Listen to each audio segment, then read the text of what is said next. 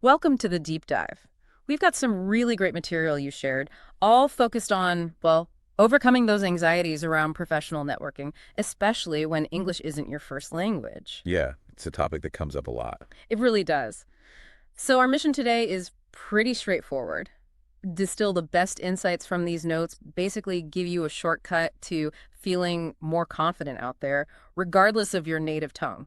Exactly. The sources dig into some very common fears, but also offer really practical strategies. So, yeah, hopefully this will be an empowering deep dive. Okay, let's jump right in then. The material makes it clear that if you're a non-native English speaker and you feel that knot of anxiety before a networking event, you're definitely not alone. Not at all. It seems there are some really consistent fears that pop up again and again. The sources actually identify 7 key ones. Maybe we should walk through them. Good idea. Just naming them can be helpful. Yeah.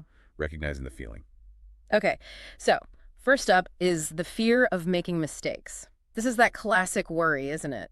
About grammar, pronunciation. Uh-huh. Word choice? Right, that little voice asking, what if I say something wrong and sound unprofessional? Totally understandable. Language feels so tied to competence, which leads into the second one.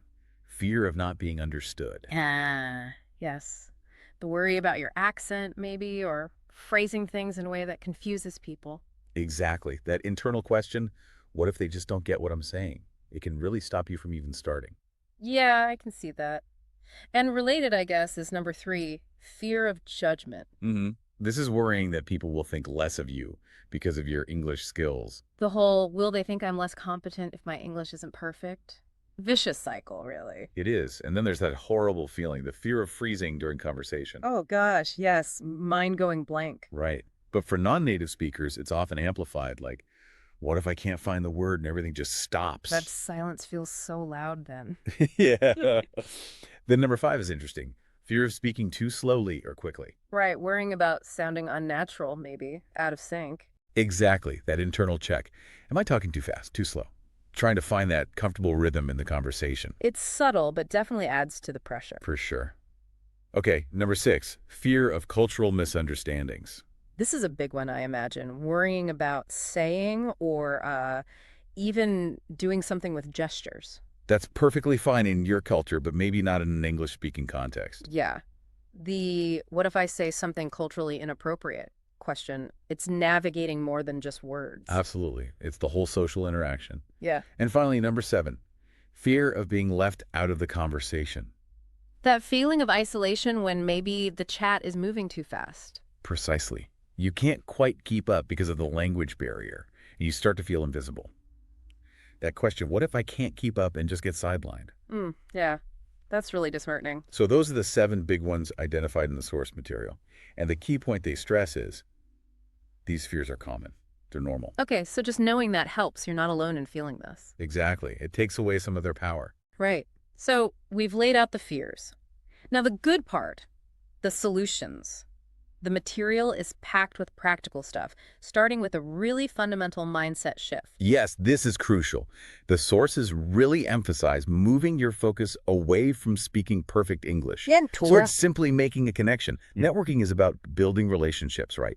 Sharing ideas, finding common ground. That makes sense. It's easy to get hung up on grammar, but the real goal is that human connection. Precisely.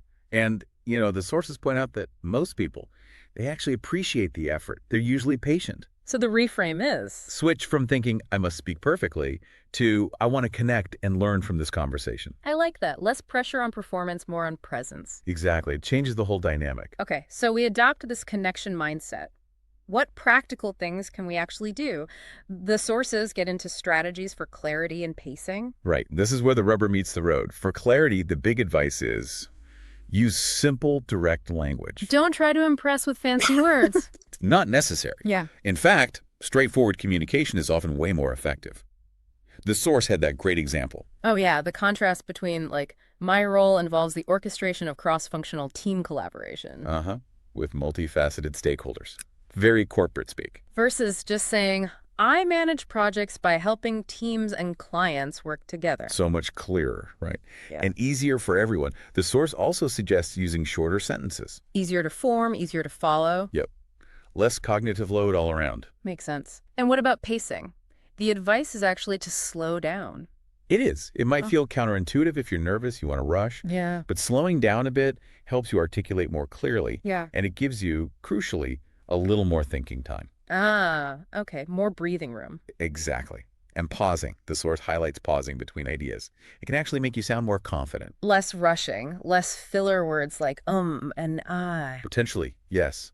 It gives your listener time to process, too. They even had that little practice exercise. Oh, right. My name is Julia. Pause. I work in digital marketing. Pause. Yeah.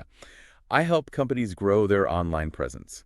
Seems basic, but practicing that rhythm, Could actually build that feeling of comfortable pacing.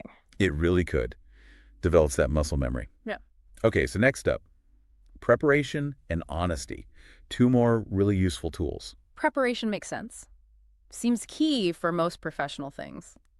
The source suggests prepping key phrases. Yeah, like memorizing a few go-to lines for introductions, for asking questions, even for ending a chat. Takes the pressure off thinking on the spot for those bits. Absolutely. Having reliable language to fall back on. The source gave examples like, "Hi, I'm Name. I'm excited to be here." Simple, effective. Or, for clarifying, "Could you please repeat that?" Or ending, "It's been great talking to you. Let's stay in touch." Yeah, having those ready feels like a safety net. Totally. And then there's the honesty piece. Yeah. Being open about language challenges if you need to. That feels a bit vulnerable, maybe. It can, but the source suggests it actually builds connection.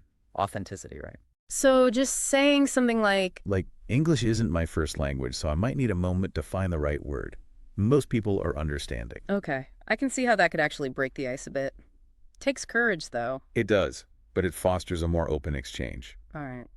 Now let's talk mistakes. We all make them. What's the advice here? Big one.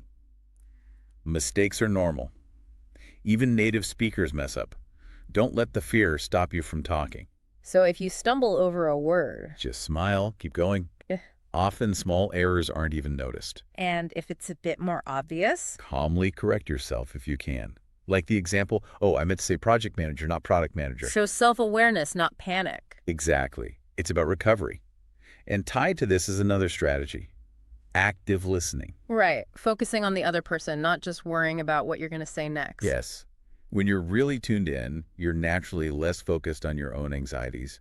Plus, you understand better, respond better.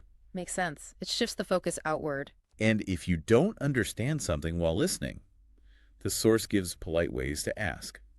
Like, Could you explain that in another way? Or do you mind repeating that? Useful phrases to have ready. definitely better than just nodding along confused. Okay, what else? The source mentions building confidence, nonverbal cues, and celebrating progress. Yeah, building confidence is about practice, consistent practice. The suggestion is low-pressure environments first. Like language exchange groups or maybe virtual meetups. Exactly. Places where the stakes feel lower so you can get comfortable. They also mention recording yourself. Ah, like practicing an intro and listening back? Might feel weird. A little, maybe. Yeah. But it gives you great feedback on your pacing, clarity, things like that. Self-assessment. Okay. And nonverbal communication. Hugely important. Yeah. Smiling, eye contact, nodding, they convey engagement and approachability, bridging potential language gaps. You can say a lot without words. Absolutely. And finally, a really key point. Acknowledge and celebrate your progress, not perfection. Right. Focus on what went well, not just the slip-ups. Yes. After an interaction, think, "Okay, I managed to ask a question," or "I understood most of that." Build on the successes. The source suggested keeping a networking journal. Yeah, track positive interactions, new phrases you learned. It makes your progress tangible, builds momentum. I like that. Creates a positive feedback loop. Okay, so we started with the mindset shift, away from perfection. The source loops back to this at the end, right? Focusing on strengths. Yes, this is a really powerful reframe. Instead of seeing non-native speaker as a deficit, view it as a source of unique advantages. How so? Well, your accent, for instance. It shows diversity. It shows you're multilingual. That's a huge asset today. That's a great way to look at it. Own it. Exactly. And your different cultural background. It likely gives you unique insights, different perspectives. Things native speakers might just not see. Precisely. That can be incredibly valuable in discussions. The source ends this part reminding us, confidence often matters more than perfect grammar. People remember the connection, how you made them feel. Not whether every single verb tense was right. It's about the overall interaction. That's such a good point. Okay, so let's quickly recap this deep dive. We've acknowledged those common fears, making mistakes, not being understood, judgment, freezing, pacing issues, cultural missteps, feeling left out. Uh-huh. Lots of them, but very relatable. Then the crucial mindset shift, focus on connection, not perfection. People appreciate the effort. Absolutely cute. And then a whole toolkit of practical strategies. Clarity, simple language, shorter sentences, slower pacing, pausing. Preparation with key phrases. Honesty when needed. Embracing mistakes as normal, active listening. Building confidence through practice. Using positive nonverbals. And celebrating your progress using something like that networking journal. And finally, reframing to focus on your strengths, the value of your diverse perspective, and multilingualism. Right. The overall message feels really empowering. These fears are real but manageable. You can overcome them. Definitely. It's about having the right approach and recognizing the value you already bring. Which leads perfectly into our final thought for you, the listener, to mull over. Building on that idea of unique value, seriously, consider how your multilingual background and your specific cultural experiences might offer perspectives that genuinely enrich professional discussions. What unique viewpoints could you bring to the table that others might overlook?